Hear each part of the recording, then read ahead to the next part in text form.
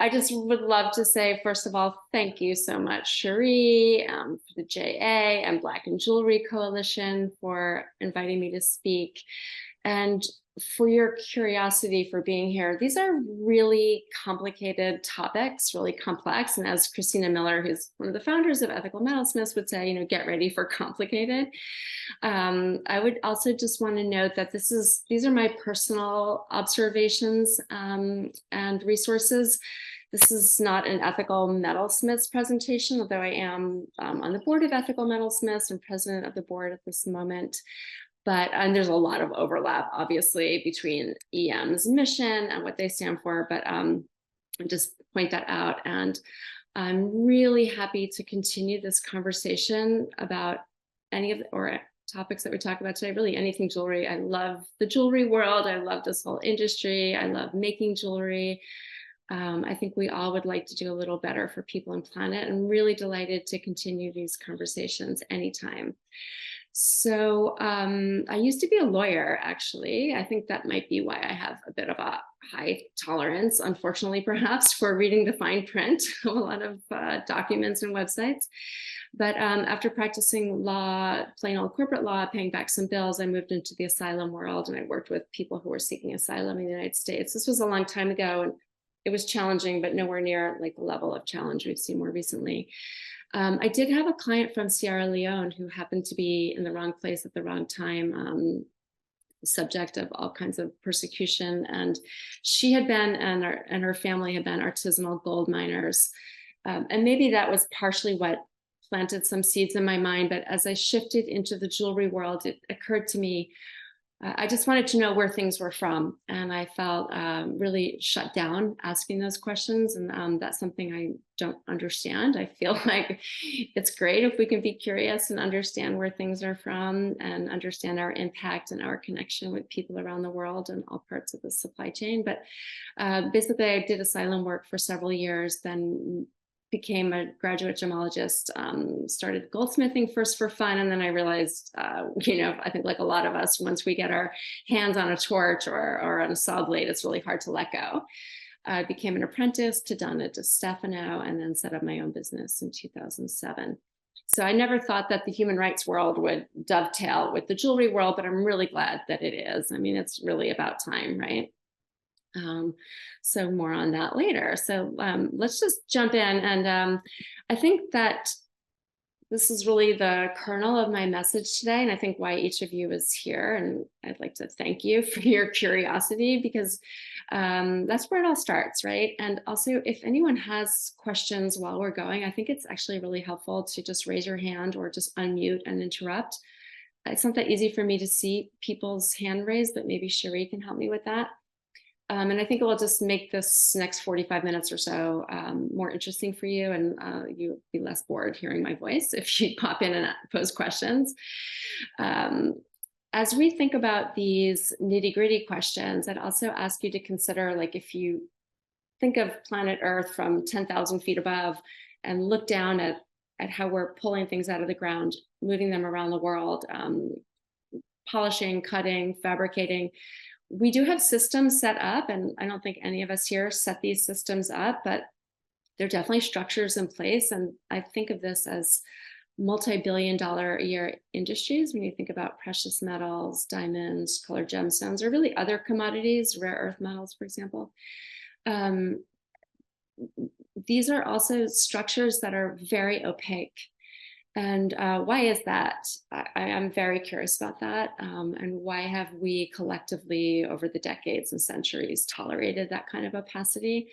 I think it's really changing. I give credit enormously to young people who are really insisting on knowing where products are from and trying to consume less and consume better.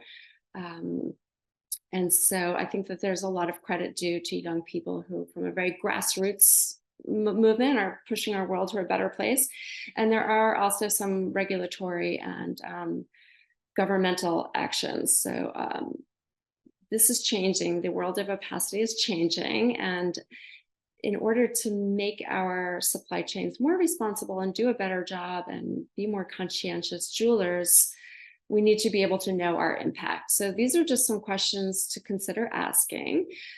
I don't have it here on the screen, unfortunately, but there is a great set of questions in Ethical Metalsmith's website. It's called questions for suppliers, and I can send that link around later, but it's kind of elaborating on some of these questions. And for example, if you're at a trade show or you're just starting to set up a relationship with a vendor, you might want to engage in a conversation about their practices before you do business with them.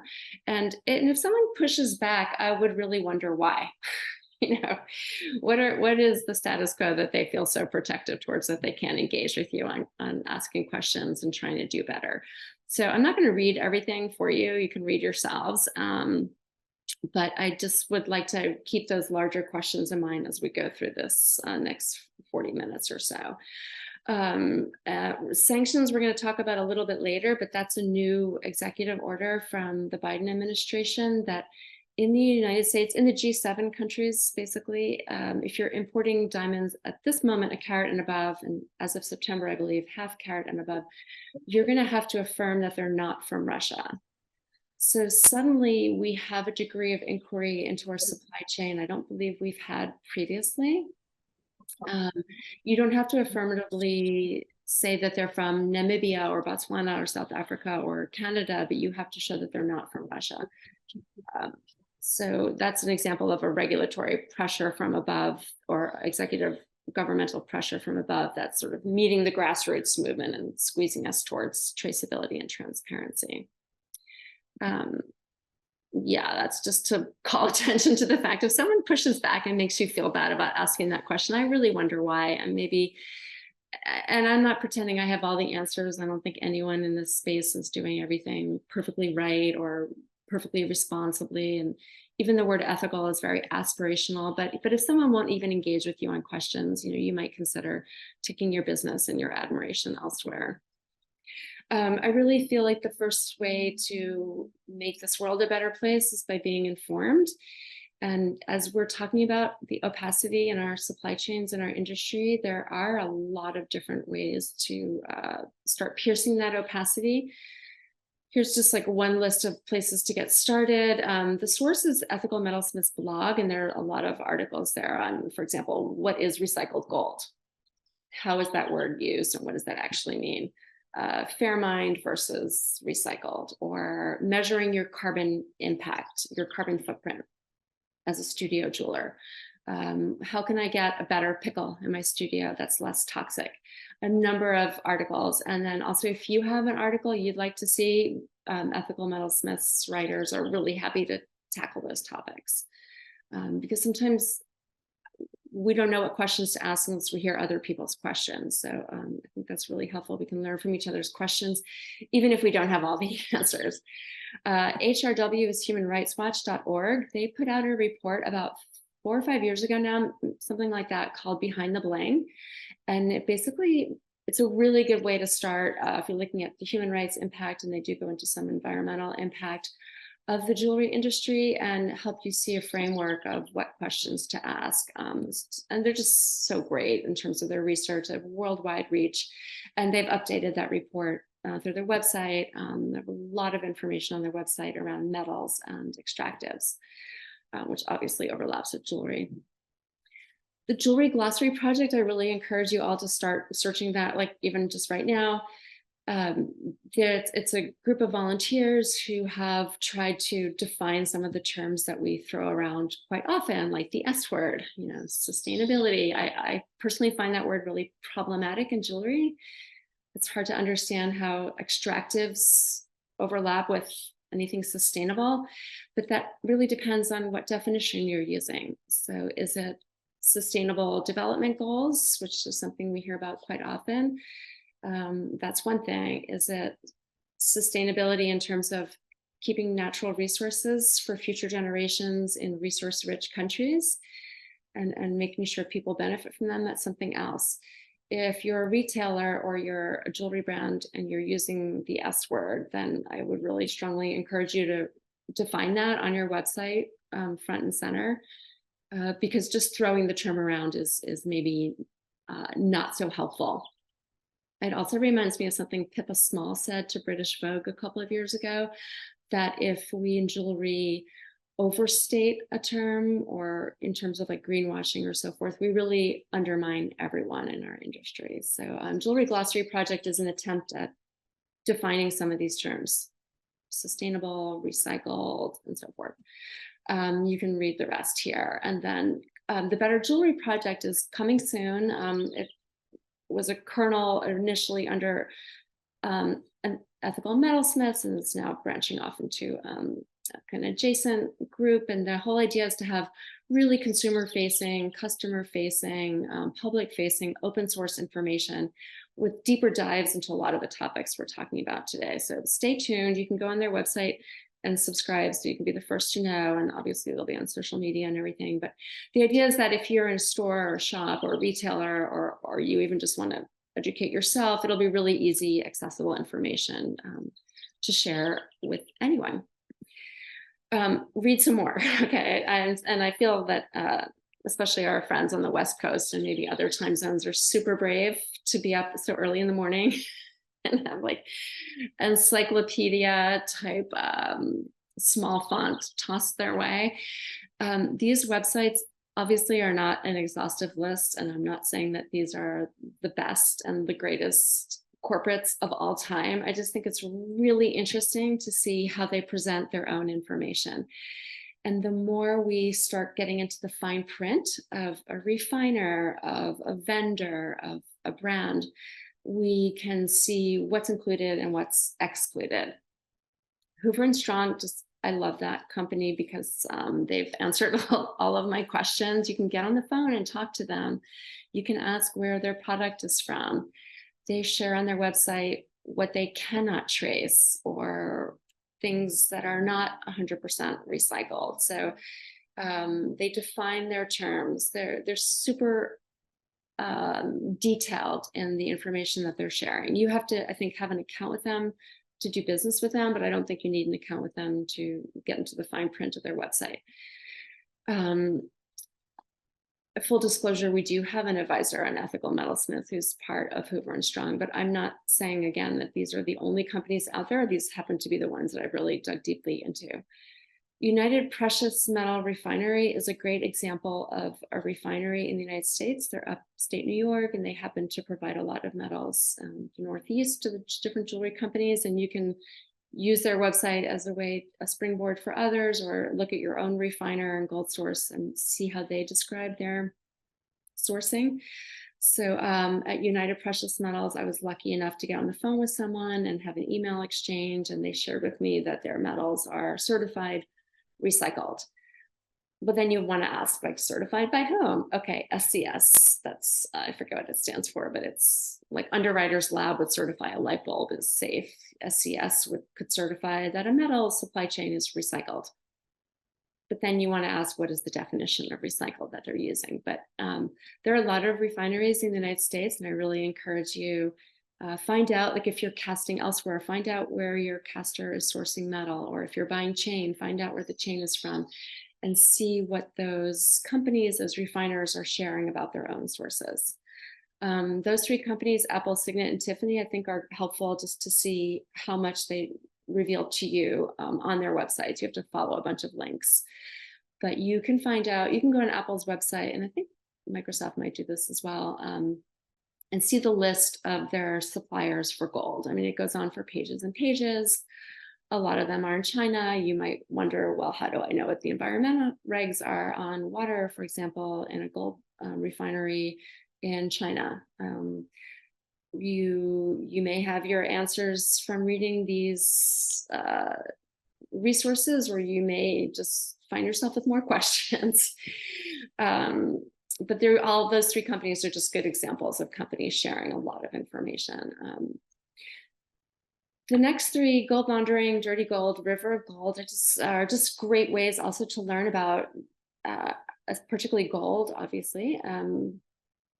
This is a worldwide supply chain that to me looks like it's controlled very much by the people of large finance, international banking system, and the commodities world. I know that jewelry does use a lot. I think it's about 50% more or less. Someone please correct me. About 50% of gold extracted. Maybe it's even more than that. But I don't see that the jewelry industry is pulling all the strings or holding all the levers in terms of accountability and traceability in terms of how this gold moves around the world. So these three books taught me a lot. Well, one's a book, and then one Netflix series and one documentary taught me a lot about the global gold system and where jewelry sits within it. So gold laundering, obviously by the title, says a lot. Mark Piet, I'm not sure how to pronounce his name. He was a customs official in Switzerland. Swiss gold does not refer to mining in Switzerland, it refers to refining. It's a huge center for refining. The gold could be coming from various parts around the world. And the Swiss kind of give, people seem to trust their reliability in terms of quality, bullion, consistency, and so forth. And the LBMA is the London Bullion Market Association, a European association, but that represents like big gold. But what about the fact that, first of all, Switzerland is not part of the EU, so the EU regulations do not apply to Switzerland. And also, if we're just talking about point of loss refining, it doesn't really teach us a lot about where the gold is from. What if the gold had been smuggled out of, say, South Sudan, for example, flown into the UAE, preliminarily melted or like preliminarily refined there, then flown to Switzerland, sits in a bank as bullion, and now it actually, in some permutations, could be stamped good delivery and be in our worldwide gold system as, like legit good delivery. In some ways, people might even say responsible. And bizarrely enough, the definition of recycled doesn't necessarily mean post-consumer use. So gold laundering gives you the whole picture: large-scale mining, medium-sized enterprise, artisanal or ASM, artisanal and small-scale mining. It's an excellent book. Netflix's Dirty Gold, you can just read that right there. River of Gold is an amazing documentary, but came out a few years ago, and the trailer was sent around by Cherie. Thank you for doing that. It's a 3-minute trailer and maybe 60 or 75-minute film, and it will really change your feelings about gold. It's just unforgettable to see these images of deforestation and the prevalent use of mercury among certain ASM miners. It's not the full picture, and this is not meant to demonize any kind of small-scale miners. It's the whole point of these films and informing ourselves is, I think, to let us know that, at least I really believe, if you're not part of the solution in gold sourcing, you're inadvertently part of the problem. All of the different gold trains, flows get blended at these refineries, and then suddenly they're absorbed into the supply chains, whether it's, whether we're buying from a refiner upstate New York or elsewhere around the country. And it's not that they're doing anything illegitimately on purpose. And in fact, if they're following London Bullion Market Association and other commodities associations worldwide, it's all very legit, but it's not siphoning off the illegitimate sources, and it's not enabling us to hold accountable those people who are taking advantage of other human beings and polluting our planet along the way. So this blending of all the different gold sources at the point of refinery is hugely problematic. And again, my personal feeling is that if you're not part of the solution, then you're definitely part of the problem.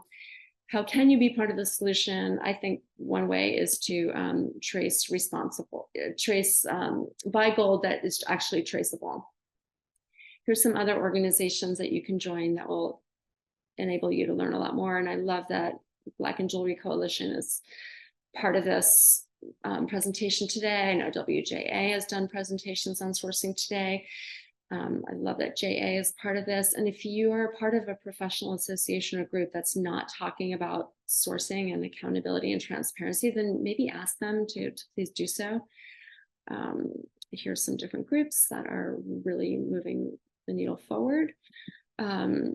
So getting down to, similarly with colored gemstones, just like what I was saying with gold, if you're not buying traceable and you don't know where it's from and you don't know the conditions for people and planet along the way, then how do you know if you're sourcing responsibly or not? So historically, I think people have relied on word of mouth, but that hasn't really worked out so well. I think for a lot of miners and for a lot of people dependent on miners, hasn't worked out so well for a lot of resource-rich countries, hasn't worked out so well for the earth. So surely there must be ways we can do better.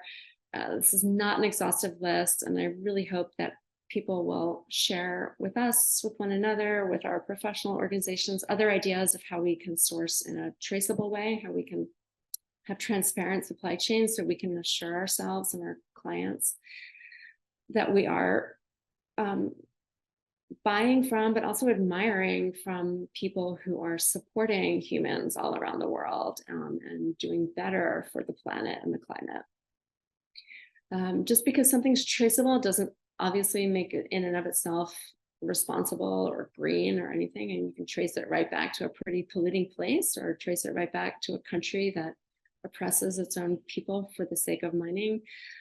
But at least with traceability, we can find out the origin stories, and also maybe as importantly for a lot of these commodities and gemstones, it's really helpful to know where they've been cut and polished. Often that's not in the country where it was mined. We can talk about that a lot. It'd be a really interesting discussion to delve into deeper. But let's say you've got gemstones that were sourced from one country, but they're cut and polished in another country where there are no protections for safe working, safety in the workplace or safe working conditions. There might be child labor involved. I mean, unless you can really trace the path of the commodities that you're buying, how do you even know? Which I think it's sort of obvious at this point, but I guess it's worth saying that just saying that something is responsible or green or sustainable or environmentally friendly is really insufficient. Those aren't really helpful terms unless we can show what we're talking about and back it up in some way. Diamonds, we can talk a lot about diamonds, and I'd love to hear other people's ideas again about how they're sourcing and where they're sourcing. Yeah, so upcycling is great, right? And repurposing as much as you can. Diamonds, obviously the hardest material known on Earth, so they can withstand a lot of cutting and reuse and repurposing. Doesn't tell us much about the conditions originally, but still, that's reassuring to a lot of people. Lab grown, I really feel like the jury is out. Other people may like to say otherwise, and I'm really open to what other people have to say about lab grown. Maybe we can talk about that a little bit during the Q&A. Again, if you're not showing exactly what or not exactly, but at least generally speaking, where the diamonds are being fabricated, where is the lab? Is it in the Middle East? Is it in China? Is it in Washington State? Regardless of where it was fabricated, what's the water consumption like? It takes tremendous heat and pressure to fabricate a diamond. So what are the implications of that fabrication? There have been really great articles in the trade publications about this. I know Rob Bates has written about it. I can't remember where else. I just saw a great article about this, but it just depends on where it was made. I know there's a lab-grown company based, I think it's in Israel, that's using solar. Maybe someone can remind me the name of that company. And the other thing to say about lab-grown is that I just learned at one of Christina Miller's living room sessions, which by the way are open to everyone, that there was an expert on carbon tracing, and he talked about the jewelry industry and lab grown. And just by purchasing carbon offsets is not enough to say that you're a net zero company. So if someone says, well, I'm green or I'm environmentally friendly because I'm purchasing carbon offsets, that's not enough, at least in the EU, and I think in some other regulations as well. It's not enough to make you net zero. You have to go farther and show more about your energy consumption and your carbon output in order to make those kind of claims. The Kimberley process is a really flawed system. I really encourage you to learn more about that just by doing your own research. It maybe made sense at the time and was a step forward. And it's a worldwide system set up under the aegis of the UN. So it's a government to government system or scheme, as they say. And ultimately resulted in a piece of paper. So first of all, that's a little bit, we can be skeptical about that to begin with. If you see a parcel or a diamond that has a KP, what does that really assure you of? And also the whole point of the Kimberley process was to protect the supply chain from diamonds that were supporting rebel groups. But what if the entire country is the problem? So that's a huge issue. If you're a country that's using its natural resources to source a war in Ukraine, for example, or you're a diamond-rich country that is basically creating forced labor among its own citizens or migrants. If the country is the problem, the KP doesn't address that at all. So very flawed. And the term conflict-free came up from that context. So if you see conflict-free lobbed about, but they're talking about gold or colored gemstones, again, reason to ask more questions. These are not, a lot of times the labels that you see are an invitation to ask more questions, not necessarily reassuring in and of themselves. And then we mentioned sanctions a bit, but that's really important, and stay tuned for more on that. I like this chart I just pulled from Brilliant Earth's website because it shows us the limitations of the term conflict-free.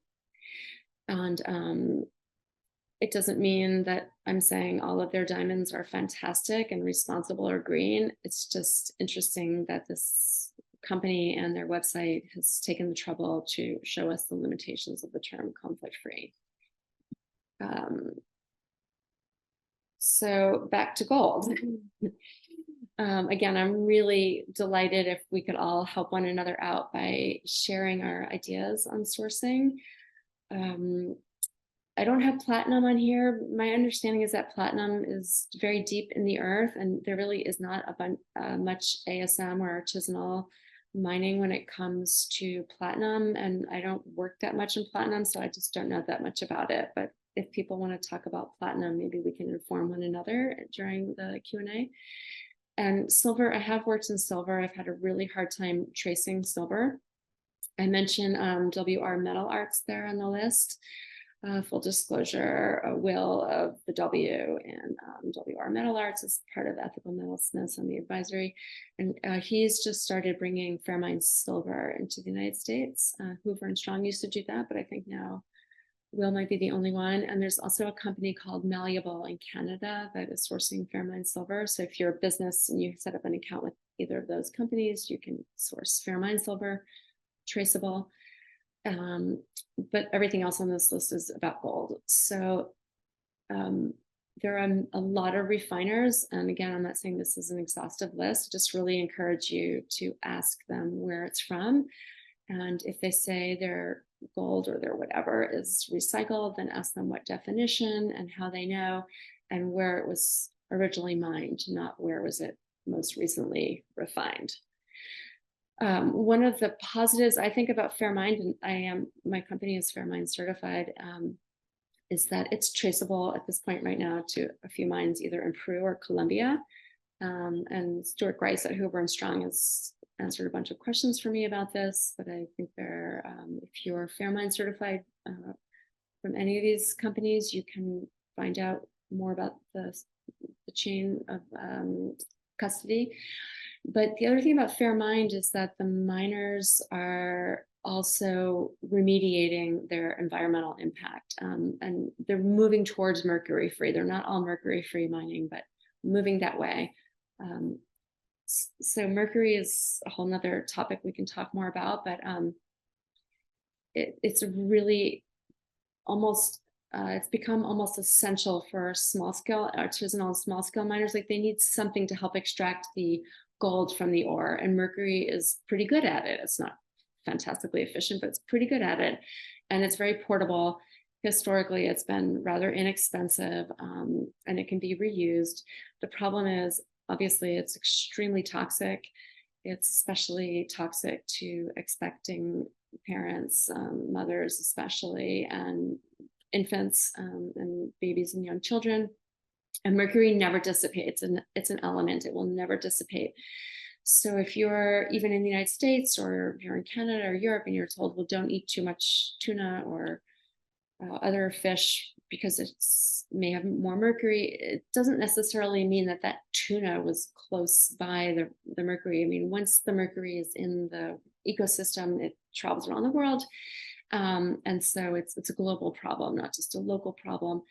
And so one of the problems is that the miners don't have an alternative, or if there's an alternative out there, it's expensive or it's inefficient at this point for them to access it. So it's a really complicated topic, and there are a lot of really great people and smart minds behind fixing that problem. Pure Earth has been really great about this as well. Mercury-free mining, better without mercury. But if you want to buy gold or work with gold that has not been contributing to the mercury problem, then you really need to research where you're buying from and ask more questions. Sorry, that was a really long sideways path into the world of mercury.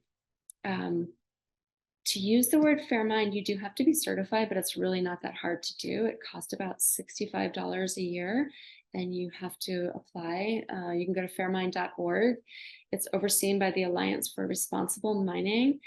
And in order to use the word fair mind or market your jewelry as fair mind, or say I'm a fair mind jewelry brand, you need the certification.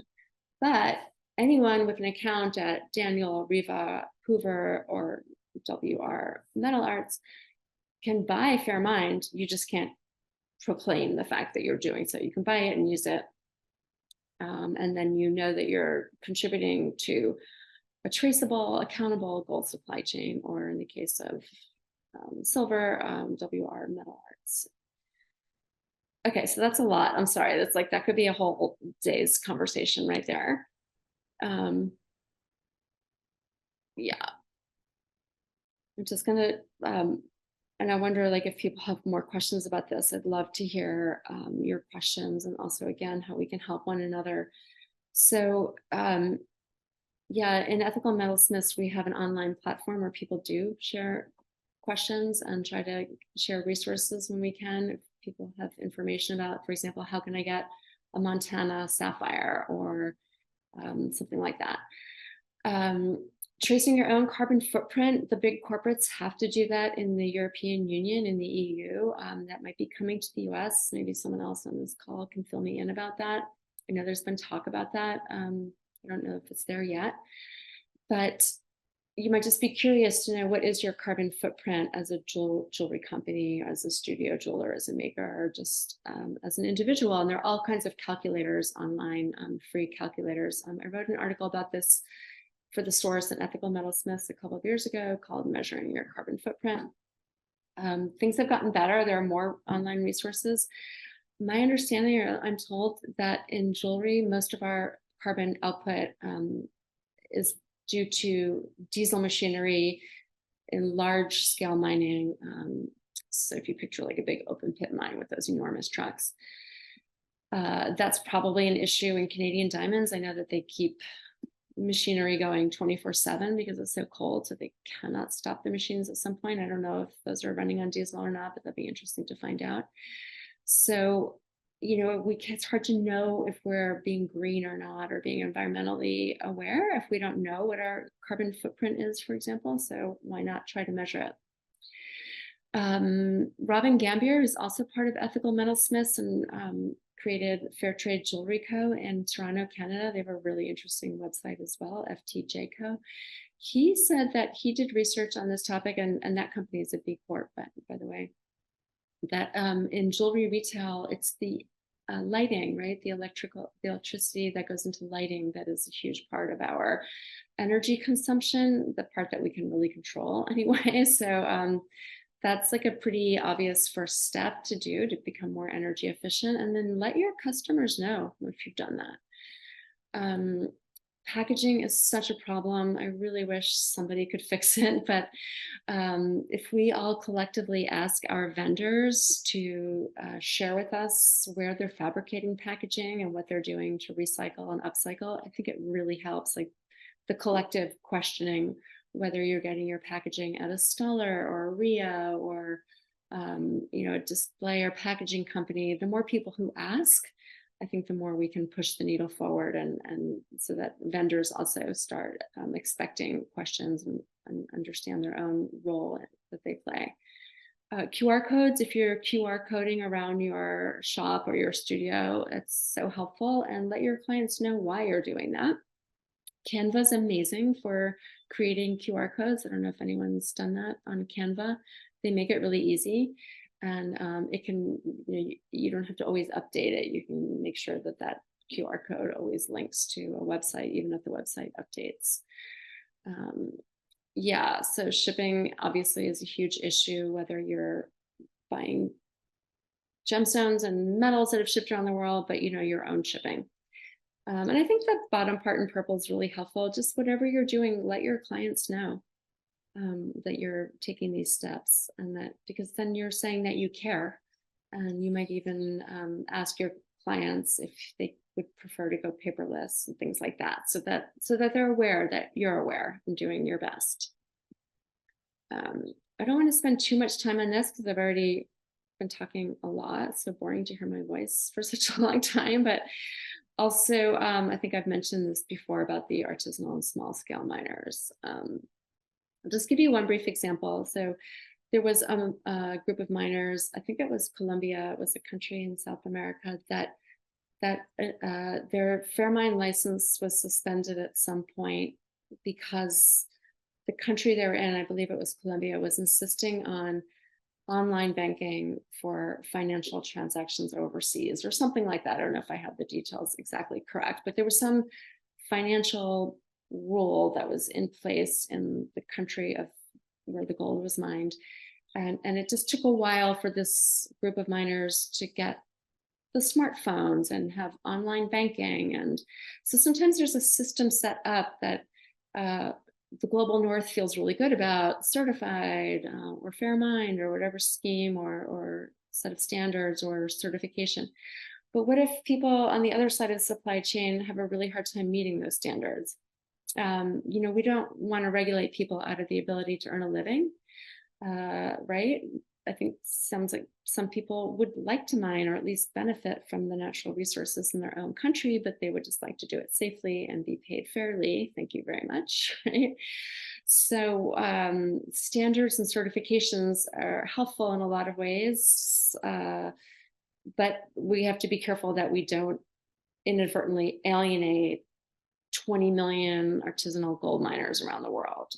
And there are millions of colored gemstones who fit in the artisanal category, and millions of artisanal diamond miners worldwide, right? So we don't want to alienate these millions of people worldwide. So let's be careful about how we engage in the artisanal community. Blockchain is also something we're going to hear more about, and I encourage you to follow the trade press.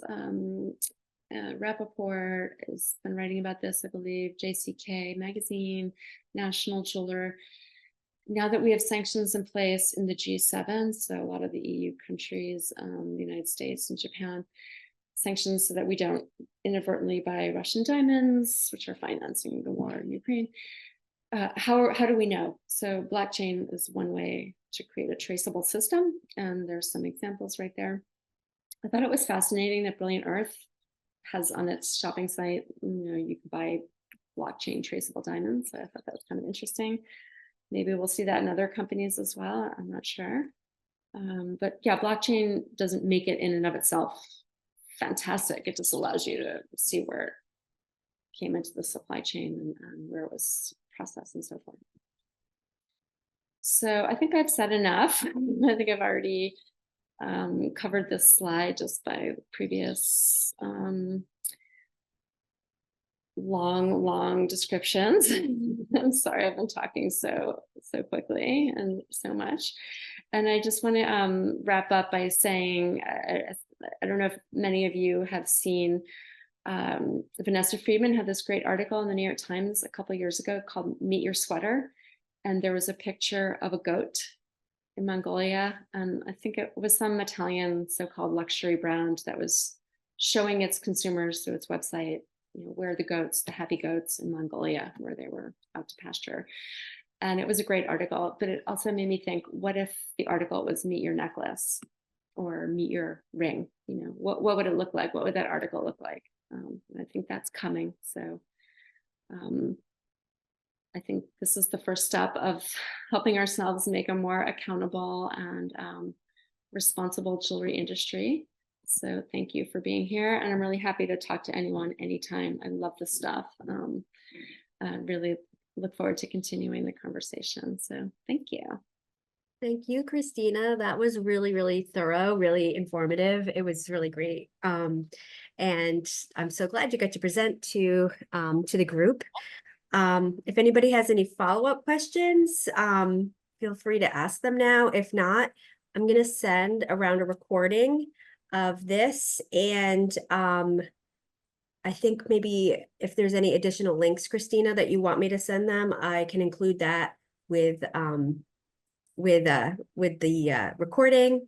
And yeah, and then they have your email too in my email. So, or Instagram or text or whatever, phone call. I mean, I might take a few days, but I will get back. I love this conversation. I think we're all trying to do better for people and planet, and no one has all the answers. But if we don't start posing more questions and taking some small steps forward where we can, I think that we're in big trouble. I think the status quo has been pretty crappy for millions of people around the world and pretty devastating to our Earth. So let's all try to do a little better.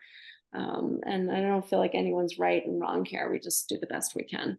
Right. I'm also going to include some information from JA's website about the KP, about different regulations that are surrounding a lot of these issues that JA also advocates for. So just so everybody knows what JA is doing on its side too. Yeah, thank you. It's a really good point. It's a really good point. And a couple of others that I don't have in that PowerPoint are World Gold Council. They have great data and really great infographics, and you can see what percent of gold each year worldwide is mined from large scale mining versus artisanal. And again, like, just because it's large scale doesn't mean it's good or bad. Just because it's artisanal doesn't mean it's good or bad, but you just get a lot of data. And they show information like what percent of gold that's mined goes into jewelry, what percent goes into central banks, believe it or not, still central banks buying gold. And what percent into electronics technology. It's big. It's actually big. Any kind of smart device has some trace, not trace, but some small elements of precious metals and some rare earths. Cars, really anything. So so we're not the only industry out there that's part of this worldwide issue. So yeah, World Gold Council and London Bullion Market Association. And these big money people, I want to call them the money guys, but there are some women in that world and some probably non-binary people as well. But seem to be a lot of men, a lot of these money guys, they know that this is a problem with the word recycle. It's interesting to see how they address these issues themselves in, for example, LBMA's website. But I'm wondering if anyone has any questions, if they just want to raise the yellow hand or just unmute and throw one out there. Otherwise, I'll just say thank you again for your curiosity.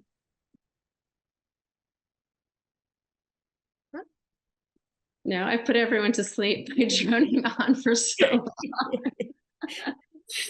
It's a lot. It's a lot of information. I think that's just really it. It's just a lot of information, but it's the kind of stuff that you have to kind of go through a few times, and then you're like, wait a minute, I have a question about this. So I'm sure they'll come to follow, but it was all. I really hope so. I think for me anyway, I think one of the nice things about a topic like this is knowing that there's someone out there you can follow up with, or some websites you can check into, and obviously Ethical Metalsmiths and all these other groups are on Instagram, all kinds of other platforms. So there are plenty of opportunities to follow up at any time.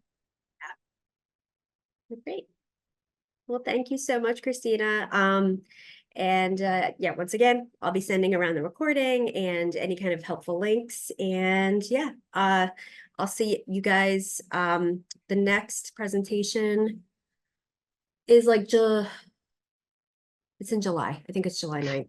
So wasn't prepared with that one, but I'll send out a reminder. July 9th. Yeah. Thank you so much. You're welcome. Thank you. Thank you. Have a great Bye. day, everybody. Okay, thank you.